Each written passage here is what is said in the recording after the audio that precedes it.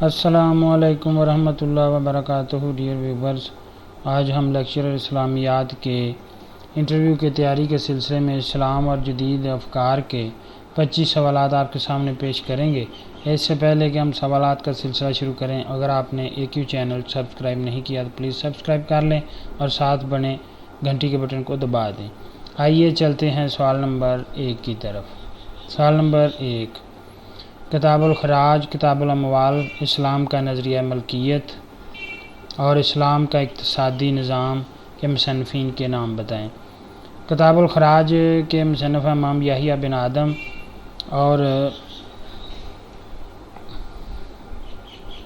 امام ابو یوسف بھی اس کتاب کے مصنف ہیں، انہوں نے بھی یہ کتاب لکھی ہے۔ کتاب الاموال کے مصنف ہیں امام ابو عبید القاسم۔ اسلام کا نظریہ ملکیت کے مصنف ہیں ڈاکٹر نجات اللہ صدیقی۔ اسلام کا اقتصادی نظام کے مصنف ہیں حفظ الرحمان شہاروی۔ سوال نمبر 2، احتکار سے متعلق 2 احادیث سنائیں۔ احتکار کا مطلب ہے ذخیرہ کرنا، خوردنی اشیاء، اجناس یا دیگر اشیاء کا اس نیت کے ساتھ مارکیٹ میں نہ لانا کہ جب بازار میں اس کی قلت واقع ہو جائے گی تو نرخ بڑھ جائے گا، تب انہیں گھر سے اٹھا کر بازار میں لے آئیں گے۔ اشیاء کا اس وجہ سے ذخیرہ کرنا کہ قلت پیدا کر کے ان کو مہنگے داموں فروخت کیا جائے، احتکار کہلاتا ہے۔ رسول اللہ صلی اللہ علیہ وسلم نے فرمایا، من احتکر فہو خاطی، جس نے احتکار کیا وہ خطا کار ہے۔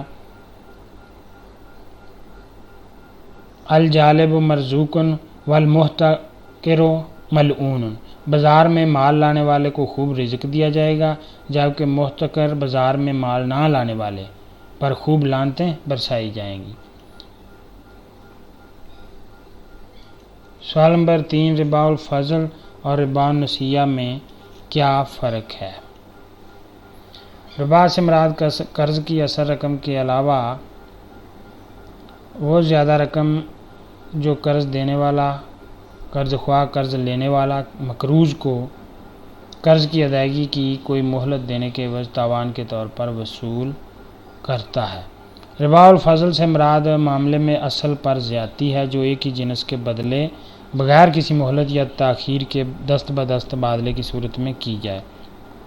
ربا النسیہ سے مراد قرض کا وہ معاملہ ہے جس میں ایک مخصوص مدت اصل زار کی ادائیگی کے لیے اس شرط پر متعین کر لی گئی ہو کہ قرض دار اس مدت کو پورا ہونے پر اصل زار کی رقم کی واپسی کے علاوہ اس رقم پر کوئی مزید رقم کسی شرح سے زیادہ بھی ادا کرے گا۔ سوال نمبر 4، خمس اور عشور سے کیا مراد ہے؟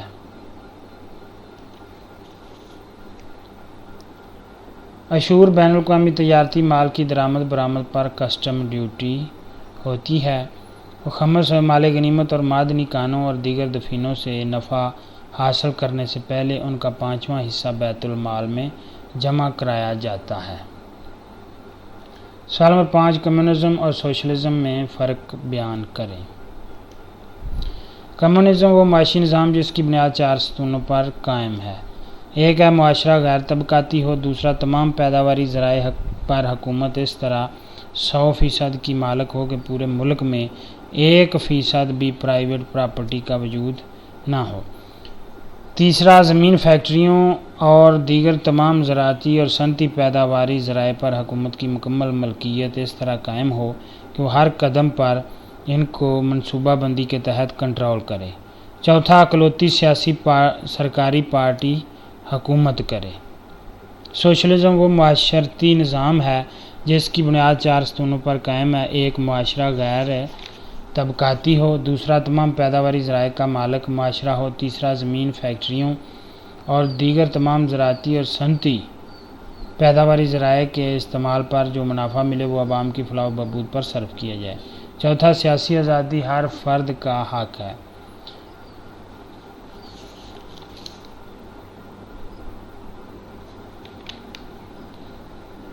کمیونزم اور سوشلزم میں 2 فرق نمایاں ہیں۔ ایک، کمیونزم کا محور معاشیات ہے جبکہ سوشلزم کا محور معاشرہ ہے۔ کمیونزم اسلام میں ناقابل قبول ہے جبکہ سوشلزم اسلام میں کسی حد تک قابل قبول ہے۔ سوال نمبر 6، جزیہ اور خراج میں فرق بتائیں۔ جزیہ اس ٹیکس کو کہتے ہیں جسے ذمیوں فوجی خدمت کے قابل غیر مسلم مردوں سے ان کے جان و مال کے حفاظت کے لیے وصول کیا جاتا ہے، اور جزیہ عورتوں اور بچوں اور بوڑھوں اور معذوروں سے نہیں لیا جاتا۔ خراج اس کرایہ کا نام ہے جو اسلامی ریاست اپنی مملوکہ زمین پر غیر مسلم مالکان زمین سے وصول کرتی ہے۔ سوال نمبر 7، مارشل کی معاشیات کی تعریف بتائیں۔ معاشیات کا علم روزمرہ کے عام کاروبار زندگی میں انسانیت کے مطالعہ کا نام ہے، اور معاشیات کا علم انسان کے انفرادی اور سماجی عمل کے اس حصہ کی پڑتال کرتا ہے جس کا سب سے زیادہ قریبی تعلق فلاح و بہبود کے مادی لوازمات کے حصول اور استعمال سے ہے۔ سوال نمبر 8، منافع کی اقسام اور ان کا فرق بتائیں۔ منافع کی 2 اقسام ہیں۔ ایک خام منافع، وہ کل منافع ہوتا ہے جو کل آمدنی کی رقم میں سے کل بیرونی اخراجات منہا کرنے کے بعد بچ جاتا ہے، اور خالص منافع وہ رقم ہوتی ہے جو خام منافع کی رقم میں سے کل اندرونی لاگتوں کی ادائیگی کے بعد آجر کے پاس بچ جاتی ہے۔ سوال نمبر 9، اسلامی معیشت کے چند نمایاں پہلو، المحلہ، سود اور نبی صلی اللہ علیہ وسلم کی معاشی زندگی کے مصنفین کے نام بتائیں۔ اسلامی معیشت کے چند نمایاں پہلو فہیم عثمانی کی ہے، المحلہ ابو محمد علی بن احمد بن سعید بن حزم المعروف امام ابن حزم کی ہے، سود سید ابو العلا مودودی کی ہے، رسول اللہ صلی اللہ علیہ وسلم کی معاشی زندگی ڈاکٹر نور محمد غفاری کی ہے۔ سوال نمبر 10، قطیہ سے کیا مراد ہے؟ اس کے 4 شرعی رابطے بتائیں۔ جو غیر آباد اور غیر کاشت شدہ قطع زمین حکومت کسی ذمہ دار کو عطیہ کے طور پر دے دے وہ قطیہ کہلاتا ہے۔ اس عطیہ کے 4 شرعی مقاصد ہوتے ہیں۔ 1، اگر یہ شخص اس قطع زمین کو 3 سال تک زیر کاشت نہ لائے تو اس سے واپس لے لیا جائے۔ 2، اگر یہ ذمہ دار مناسب طریقہ سے اس قطع زمین کو 2 سال تک زیر کاشت نہ لائے تو اس سے واپس لے لیا جائے۔ 3، اس ذمہ دار کو محض موات اور خالصہ زمین عطا کی جائے۔ 4، وہ اسے رفع عامہ کے کام لا سکے۔ سوال نمبر 11، مارکہ اسلام اور سرمایہ داری، علم الاقتصاد، بلا سود بینکاری، اسلام کا نظام تکافل اجتماعی کے مصنفین کے نام بتائیں۔ مارکہ اسلام اور سرمایہ داری سید قطب شہید کی ہے، علم الاقتصاد علامہ اقبال کی ہے، بلا سود بینکاری ڈاکٹر نجات اللہ صدیقی کی ہے، بلا سود بینکاری محمد اکرم خان کی بھی ہے، اور اس کے علاوہ بلا سود بینکاری ڈاکٹر محمد طاہر القادری کی بھی ہے۔ اسلام کا نظام تکافل اجتماعی ڈاکٹر نور محمد غفاری کی۔ سوال نمبر 12، پروفیسر ایڈم اسمتھ نے اپنی کتاب دولت اقوام کو کن 4 حصوں میں تقسیم کیا ہے؟ 1، پیدائش دولت، 2، صرف دولت، 3، تقسیم دولت، اور 4، مبادلہ دولت۔ سوال نمبر 13، موانع میراث کون سے ہیں؟ وہ اسباب جو کسی وارث کو ورثہ میں حصہ لینے سے محروم کر دیتے ہیں انہیں موانع میراث کہتے ہیں، جیسے قتل عمد اور قتل شبہ، قتل ناحق۔ سوال نمبر 14، دولت اور سرمایہ میں کیا فرق ہے؟ علم معاشیات میں آمدنی کا وہ حصہ دولت کہلاتی ہے جو کسی فرد یا قوم کے قبضہ میں آ جائے، خواہ حلال طریقہ سے یا حرام طریقہ سے۔ اور سرمایہ سے مراد دولت کا وہ حصہ ہے جو مزید دولت پیدا کرے، مثلا روپیہ، پیسہ یا فیکٹری کی عمارت یا پلانٹ، مشینری یا اوزار یا خام مال وغیرہ کی سرمایہ کاری کا عمل دولت بڑھاتا ہے۔ سوال نمبر 15، اجرت کی اصطلاحی تعریف کریں۔ دوسرے عامل پیدائش محنت سے مراد ہے اجرت، وہ زر یا غیر زرعی اشیاء کی صورت میں معاوضہ جو ایک مقررہ عرصہ تک کیے ہوئے دماغی یا جسمانی محنت طلب کام کی خاطر دیا جاتا ہے۔ مثلا ایک استاد کا ماہانہ تنخواہ کے عوض پڑھانا محنت کہلائے گا، لیکن ایک طالب علم کی محنت نہیں ہے کیونکہ وہ والدین یا استاد سے معاوضہ نہیں لیتا۔ سوال نمبر 16، شرعی لحاظ سے زرعی پیداوار کا نصاب کتنے وسق ہے، اور بتائیے کہ پاکستان میں عشر آرڈیننس 1980 کے تحت کتنے کلو گرام گندم کی مالیت کا عشر کا نصاب مقرر کیا گیا۔ شرعی لحاظ سے زرعی پیداوار کا نصاب 5 وسق ہے۔ ایک وسق وزن میں 60 سا یا تقریباً 3 من 20 سیر یا تقریباً 190 کلو گرام کے برابر ہوتا ہے۔ چنانچہ اس مناسبت سے پاکستان میں زکوٰۃ اور عشر آرڈیننس مجریہ 20 جون 1980 کے تحت 5 وسق گندم کو 948 کلو گرام گندم کی مالیت کے برابر عشر کا نصاب مقرر کیا گیا، اور بارانی کاشتکاروں کو رعایت دینے کے لیے بارانی علاقوں سے فصل کا عشر 10% وصول کرنے کی بجائے 5% لازماً اور 5% رضاکارانہ طور پر ادا کرنے کی رعایت دے دی گئی، اور غیر مسلموں اور مستحقین زکوٰۃ 5 وسق سے کم پیداوار پر عشر نہ لینے کا فیصلہ کیا گیا۔ سوال نمبر 17، علم اور اقتصاد، سوشلزم اور معاشی ترقی، کتاب الفقہ علی المذاہب الاربعہ،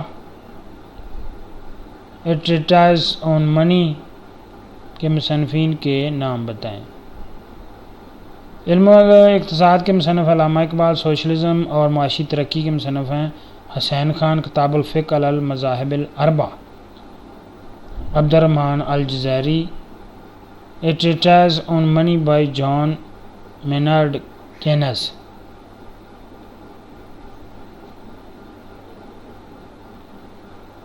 سوال نمبر 18، اسلامی اصطلاح میں ٹیکس اور ٹیکس وصول کرنے والے کو کیا کہتے ہیں؟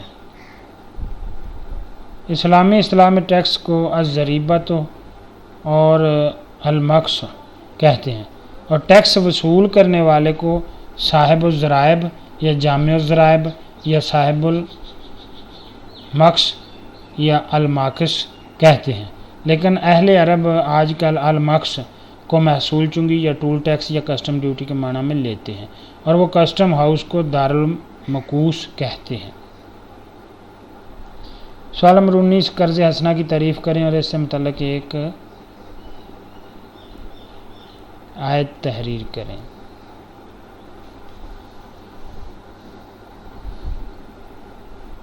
قرض حسنہ سود کی ہر شکل سے پاک ہونے کی شرط پر وہ قرض ہے جو کسی تنگ دست شخص کو اس خیال سے دیا جائے کہ مدت گزرنے پر قرض کی واپسی کے لیے تقاضا نہ کیا جائے، بلکہ اگر مقروض مہلت مانگے تو مہلت دے دی جائے، اور اگر اس مہلت پر بھی وہ قرض کو واپس نہ کر سکے تو قرض کو کچھ یا کچھ رقم اللہ کی رضا کے لیے معاف کر دی جائے۔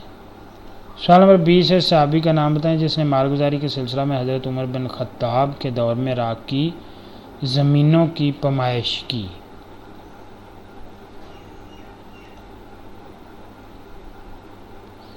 مالگزاری سے مراد حکومت کا زمین پر عائد کردہ سالانہ محصول، جسے متعین کرنے کے لیے تاریخ اسلام میں سب سے پہلے حضرت عمر بن خطاب نے اپنے دور میں عراق کی زمینوں کی پیمائش ایک ماہر ارضیات صحابی عثمان بن حنیف سے کرائی۔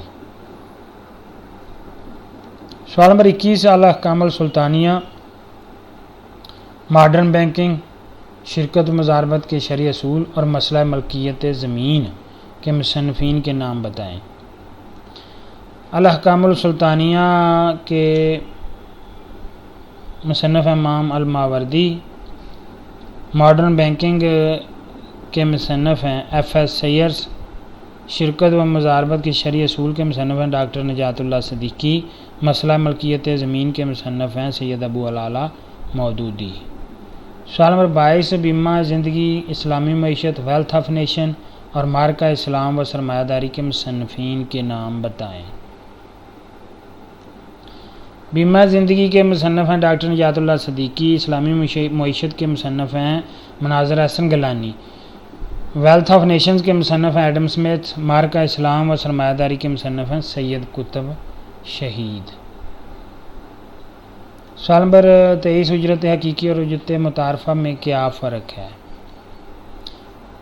اجرت حقیقی وہ اجرت ہوتی ہے جو نقد رقم یا اشیاء یا دیگر سہولیات کی شکل میں مزدور کے معاوضہ کا پورا حق ادا کرے۔ اور اجرت متعارفہ وہ ناکافی اجرت ہوتی ہے جو مزدور کے معاوضہ کا حق برائے نام معمولی سا ادا کرے۔ سوال نمبر 24 نصاب زکوٰۃ سے کیا مراد ہے؟ اونٹوں، گائیوں اور بکریوں کا نصاب زکوٰۃ بتائیں۔ نصاب مال کی وہ کم از کم حد ملکیت جس سے بڑھ جانے پر زکوٰۃ کا سالانہ ٹیکس قرآن و حدیث کی مقررہ کردہ شرح سے ادا کرنا واجب ہوتا ہے۔ اونٹوں پر 5 سے 9 تک 1 بکری، 10 سے 14 تک 2 بکریاں، 15 سے 19 تک 3 بکریاں، 20 سے 24 تک 4 بکریاں۔ بھینسوں یا گایوں پر 30 سے 39 تک 1 2 سالہ بچڑا یا بچڑی، 40 سے 59 تک 2 سالہ بچڑا، 2 سالہ بچڑے یا بچڑی۔ بھیڑوں یا بکریوں پر 40 سے 120 تک 1 بھیڑ یا بکری، 121 سے 200 تک 2 بھیڑ یا بکریاں، 201 سے 300 تک 3 بھیڑ یا بکریاں، 301 سے 400 تک 4 بھیڑ یا بکریاں، 401 سے 500 تک 5 بھیڑ یا بکریاں، 501 سے 600 تک 6 بھیڑ یا بکریاں۔ سوال نمبر 25 سے مال غنیمت اور مال فیع میں کیا فرق ہے؟ مال غنیمت وہ مال جو میدان جنگ میں فتح کے بعد مسلم فاتح فوج کو ملتا ہے۔ مال غنیمت کو 5 حصوں میں تقسیم کر کے اس کے 4 حصوں کو مسلم فوج میں بانٹ دیا جاتا ہے اور 5ویں حصے کو حکومت کے بیت المال میں جمع کرا دیا جاتا ہے۔ اور دوسری طرف مال فیع وہ مال ہوتا ہے جو میدان جنگ میں لڑے بغیر مسلم فاتح فوج کو ملتا ہے۔ کیونکہ دشمن کی فوج میدان جنگ سے لڑے بغیر ہی فرار ہو جاتی ہے، تمام مال فیع کو مسلم فاتح فوج میں بانٹ دیا جاتا ہے۔ ڈیئر ویورز، اگر آپ کو یہ ویڈیو اچھی لگی ہے تو پلیز AQ چینل کو لائک، شیئر اور سبسکرائب کریں۔ Thank you for watching this video.